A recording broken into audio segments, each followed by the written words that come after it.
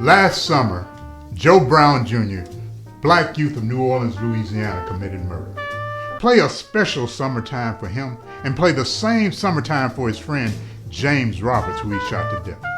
In every black community of America, in the ghettos and neighborhood clubs where we gather to play our music, we play summertime. But in no community does it sound like the summertime of George Gershwin. It is bluesier, darker, with its own beat and logic. Its joys unknown to the outside world. It is day now. The routine events of life have passed under the bridge. Joe Brown Jr. has been arrested, indicted, and formally charged with murder. It happened. It happened in a Ninth Ward bar that we need not name for the purpose of this presentation. The shooting was a culmination of an argument Joe Brown Jr. had with his friend. We have learned this, but the Louisiana Weekly only reported James Roberts is said to have made insulting remarks to Joe Brown Jr., whereupon Brown pulled out a gun and shot Roberts 3 times in the chest before he could be subdued. The story received front page play in the Louisiana Weekly and a lead-in in the Crime of the Day section of the Times-Picayune. After that, it received only minor news play. After all, there are other crimes in New Orleans to report. Play Summertime for Joe Brown Jr. and play the same summertime for his friend James Roberts, who he murdered. No one really knows why this murder happened. The people who know Joe Brown best have ideas. Mrs. Brown, do you have any ideas? Joe didn't have any sense. He is smart. Oh yes, he has a good brain, but he didn't have any common sense. The important thing was to settle down, get a good job, and take care of his 3 children. We've been in the Liberty Park apartments for way too long, and we never have enough money. And to make matters worse, our landlord gave me this letter 3 months ago saying our home was uninhabitable following Hurricane Ida, and he would need to take back the apartment to make repairs. We tried to connect with legal assistance, but they said we're out of time. We never have enough time or money. He wanted things, but he wouldn't work to get them. Oh, he would take jobs at oyster houses, and he'd work on boats ever since he was a kid, but he wouldn't come home at night. Sometimes he wouldn't get up in the morning to go to work. Sometimes he would come in and snap the TV on and say it was driving him crazy. But I think he killed him because he had a bad temper and he didn't want to settle down. Joe was a mild person, but he carried knives and guns. That's just the way his family is. I used to tell him all the time. Once I asked him, when are you going to get a better job and make more money? He said, when I get rid of you and those snotty-nosed kids. Joe shot that man because he was foolish, wouldn't settle down and accept things as they are, and because he didn't have common sense.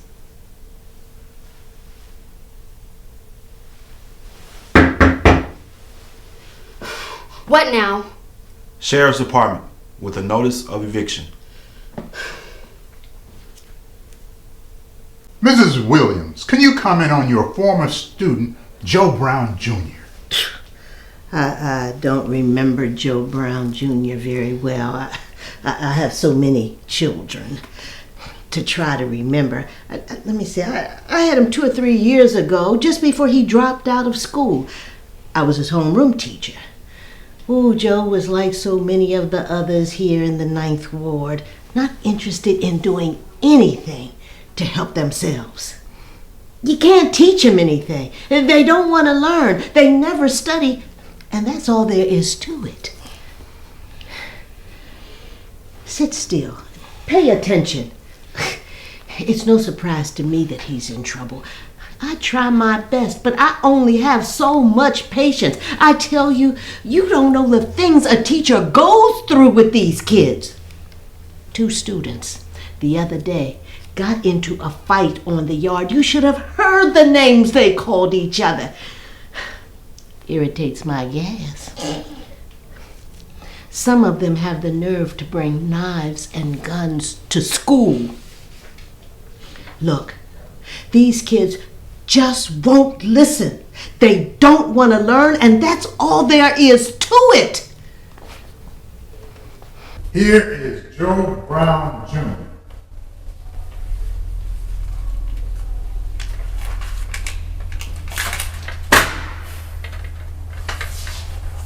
You know, I seen a feature on TV about surfing.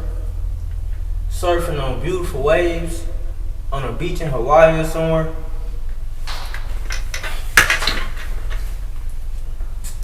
A black psychiatrist, Dr. Thomasina L. Brayboy. At the core of Joe Brown's personality is a history of frustrations, psychological, sociological, economic. And I wanted to do this. I wanted to surf. But it was a dream I had to keep to myself. Why? Because it's been stupid to say it out loud. And don't nobody want to be laughed at. Then I thought, you don't never see black people surfing anyway. We might call Joe Brown's homicidal act an act of ritual murder. When murder occurs for no apparent reason but happens all the time, as in our race on Saturday nights, it is ritual murder. When I worked in Harlem Hospital in the emergency ward, I saw us coming in bleeding, blood seeping from the doors of taxicabs, guns, ice picks, and knives. Play Summertime for Joe Brown Jr. and the same Summertime for his friend James Roberts, who he shot to death. And then I thought, you never see black people on TV ever. They got shows like Blackish and Housewives of Atlanta and Meet the Browns, but those people so far removed from the people I know, they might as well be white too. And where am I? I asked my wife and she answered, in the Florida Avenue Projects, doing a poor job taking care of your wife and your children. Then my boss said, on the job, if you would keep your mind on what you're doing, count the oysters. Count the oysters. My tests indicate that Joe Brown Jr. is considerably above average in intelligence. Above average. Vocabulary and reading comprehension, extraordinary. Our purpose here is to discover why. But school achievements, extremely low. Dropped out at 18 in the 11th grade. When murder occurs for no apparent reason, but happens all the time, as in our race on Saturday nights, it is ritual murder. That is, no apparent reason, but there are reasons. The reasons are both personal and common. When a people who have no method of letting off steam against the source of their oppression explode against each other, homicide under these conditions is a form of group suicide. When personal chemistries don't mix, just a little spark can bring about the explosion. Ice picks, guns, knives, and whatever happened to be lying around. When murder occurs for no apparent reason, as in our race on Saturday night, it is ritual murder.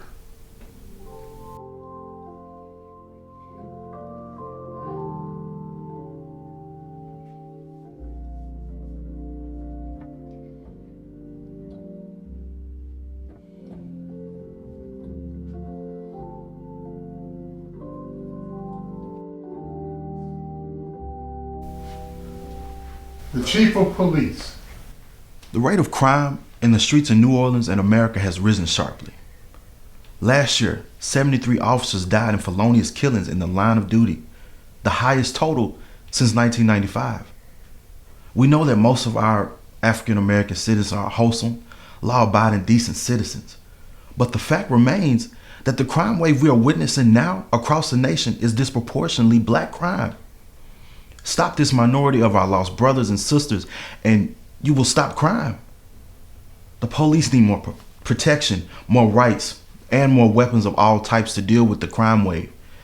We need more assault rifles, submachine guns, flashbang grenades, super rifles, and SWAT teams. Otherwise, America is going to become a nightmare of crime in the streets, impacting you as well as our first responders.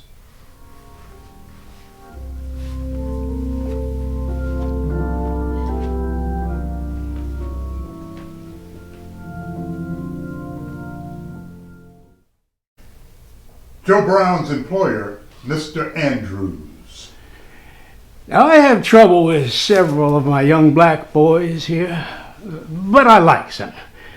Now, Joe, he's a little different from the rest. He's what do you say, a little more dreamlike, a little more absent-minded. He's always quitting, but I guess he liked it here because he always come back. You can't tell me anything about these people. Now, recently, Joe was going down to the bathroom a lot and staying there for a long time. I asked the other boys, I said, "Where's that doggone Joe?" And they told me. So one day I go down to John, and there he is sitting on a stool reading. I say, "Boy, I'm paying you to read or to shell oysters?" He comes out all sulky. He can be a little sensitive, you know. As to why he killed that boy, I got no answers. I think maybe it's because those folks, the way they like to get wild on weekends, you know? I mean, you don't know what a boy like Joe can get mixed up in. Or any of them there. I don't know. I don't understand. I know them.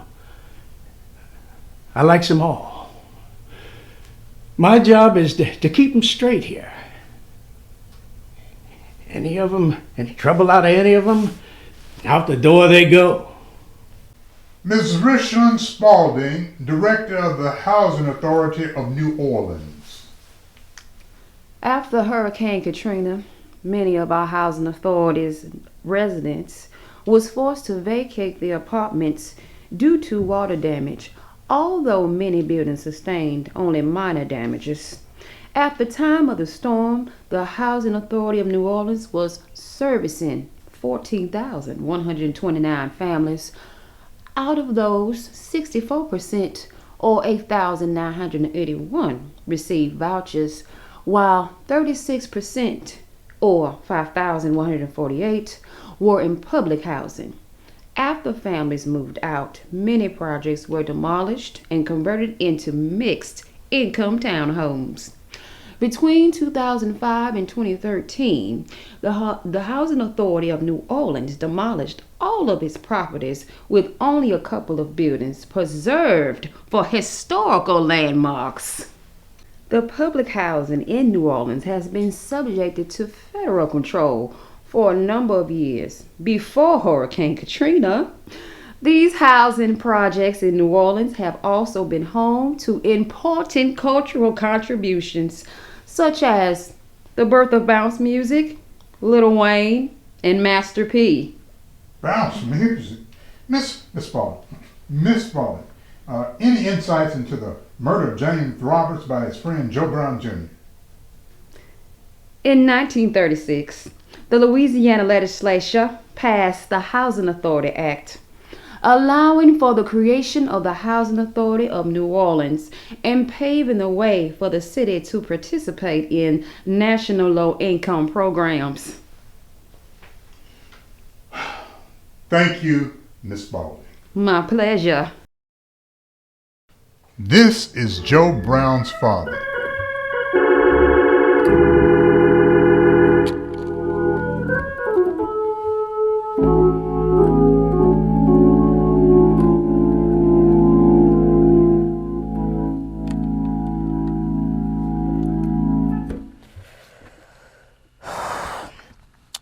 Joe was always this sweet, kind boy. But his problem was he stopped going to church. I mean, I would try to tell him about it, but it wouldn't make no difference. See, when you climb out of Christ's chariot, you are always liable to run into trouble.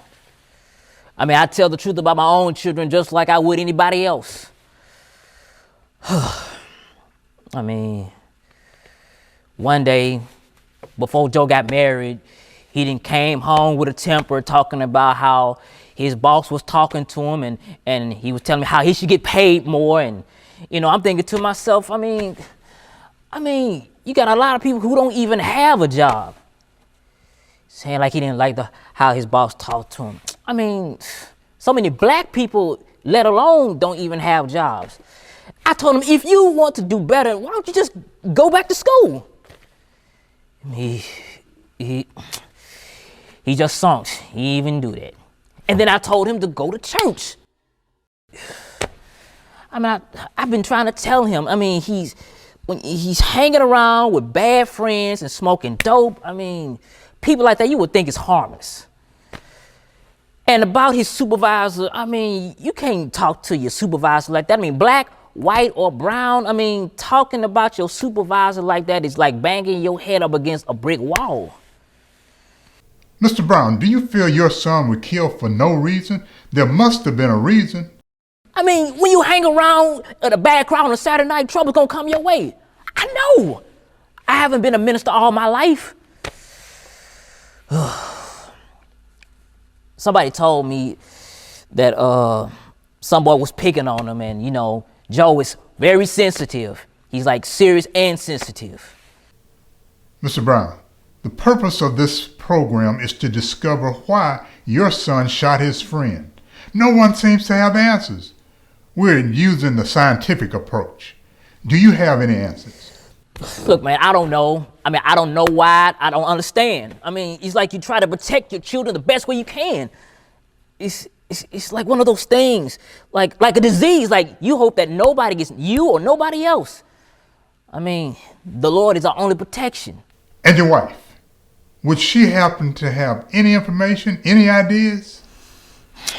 I ain't seen that woman in 4 years.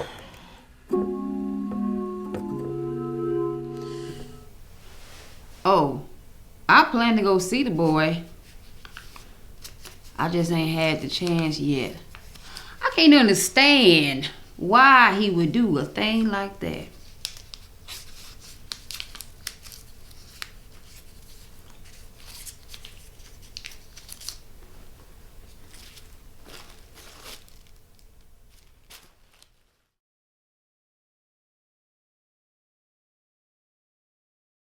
If we could hear what James Roberts has to say. It was all a joke. Nothing happened that hasn't happened before between us. Joe is still my best friend. If I were alive, I'd tell anyone that. That Saturday was a terrible one. Not just because the lights went out for me. I heard a ringing in my ear when I woke up that morning. When I went to work at the hotel, the first thing I had to do was take out the garbage. Have you ever smelled the stink of shrimp and oyster shells first thing in the morning? I hate that. The sounds of the street and the moan of the cook's voice, ugh, that's enough to drive anyone crazy, you hear me? And I hear it every day. That day I decided I'm gonna leave this job for real. 1 more week at the most. Same thing happened to me. I decided I was gonna leave my job. Man, you are disgusting. You all the time talking about leaving your job. Guys, get to what happened at the club, please. We don't have all night. We were both very uptight. Mad at our jobs, everybody, everything around us. I know I was ready to shoot somebody. Shut up, fool. This is my scene. You won't even let nobody agree with you. Please. Joe went on and on all the evening, all night. We both getting higher and higher, going from club to club. We went to Scotty's. We went to Savannah's. Havana's. Yeah. We had my sister's car. Joe getting mad and frustrated, talking about what he was gonna do. By the time we got to the Ninth Ward Cafe, we was both stoned out of our minds. Joe again getting Dreamier. He was talking about all his problems. his wife, My job. his children.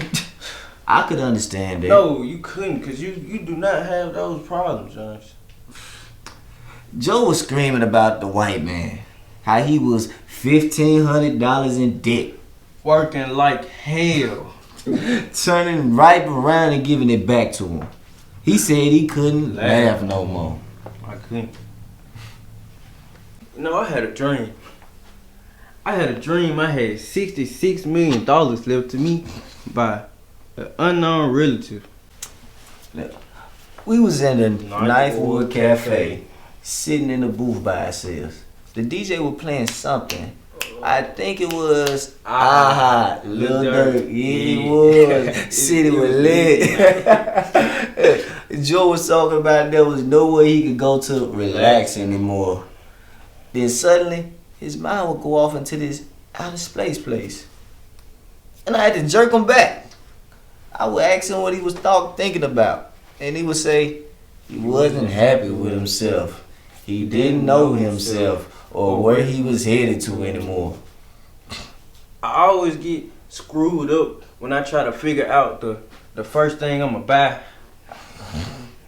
New car maybe, Lexus, new house, a brick one with wood paneling, a new outfit, some Air Force Ones, an iPad, even a PlayStation 5. Then you know I gotta break everybody off a little something. But I can't figure out what I'm gonna buy first. And I would say, man, what is you talking about? I don't understand all these blues of what happens every day. He said he wanted to believe there is hope. There is hope. I told him, there ain't no hope. You a black mother. Hey, young man. And you might as well learn to make the best of it. People always tell me I can't make my mind up on what I want.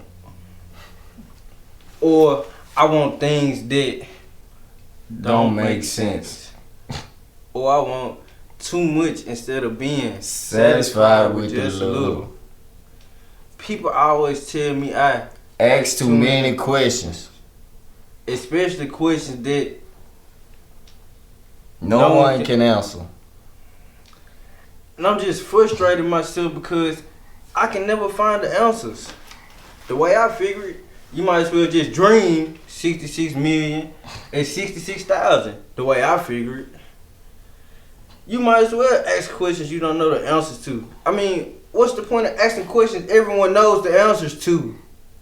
Know it all. Life is just a little thing anyway. It doesn't really amount to much when you think about time and place. Then he just blew. Screaming. Nobody called me a black mother. Hey! Gentlemen, please. I just laugh. Everybody calls him that. Because that's what he is. There's nothing wrong with calling anyone that. We've been doing it to each other all our lives. We did it all evening while we were drinking. I just laughed. He jumps up, pulls the gun out, aims at my heart. Now, I could fight Joe off any day. But Nikes. He got to jump on me. And I couldn't get to my Glock. It was ridiculous. He was like a crazy man. Wild man. Turning on me for no reason. When I ain't done nothing to him. Shouting. There is no hope. Before I knew it, I was stunned and weak. And there was blood all over my chest and my shirt. I felt the light darken and my whole body turned to rubber.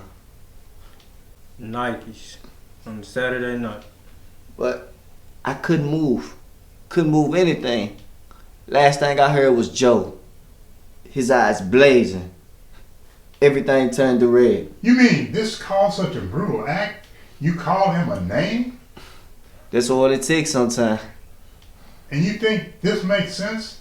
To lose your life at 19 over such an insignificant thing? It happens all the time. I accept it. Joe is still My best friend. Friends kill each other all the time. Unless you have an enemy, You can kill together. you both can kill. And you, Joe? What is there to say? It happened. It happens all the time. One thing I learned, when you pull a knife or a gun, don't fool around. Use it. Or you might not get the chance to. Better him than me. He would say the same thing if it was the other way around.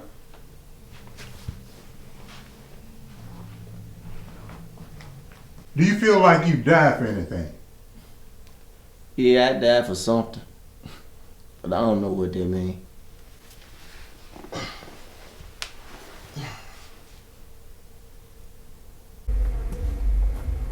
What do you mean when you said there is no hope? I don't know. There is no hope. Here, in this jail cell, with my face, I might be better off dead. I'd be better off dead. We have seen something unpleasant, but the play is over.